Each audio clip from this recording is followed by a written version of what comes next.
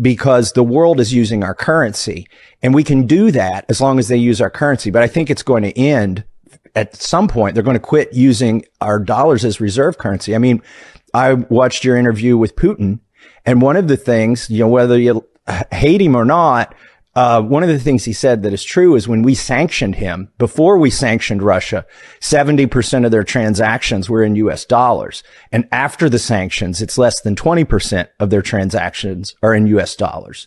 So what we're doing with all these sanctions, ironically, we're shooting ourselves in the foot every time we sanction a country and say you can't use our currency to have a transaction. We're taking away our ability to charge them 3% for that transaction, because when we print 3% more dollars, we're just taking that money. And we're also sending a really clear signal, which is the dollar's not safe for you. Right. It's the reserve currency because it's a safe haven, because it's a stable country. It's the most stable country in the world. And we're not going to weaponize the dollar because that would be shooting ourselves. But suddenly we are.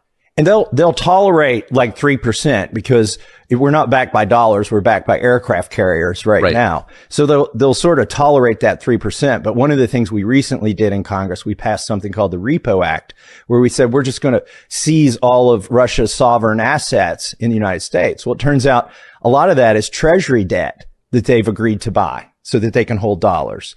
And here's the problem with that. When people see that we've seized their money that they gave us in exchange for these treasury notes, then other countries won't want to buy our debt. It's already happening.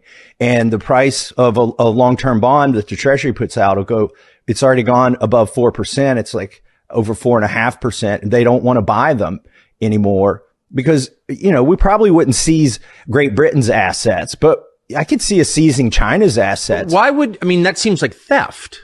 Just like take a country's assets. That belongs to the people of the country, right? It's not just Putin. It is theft. Like, it's immoral, but even if you're okay with the amorality or immorality of it, it's short-sighted because eventually it'll catch up with us.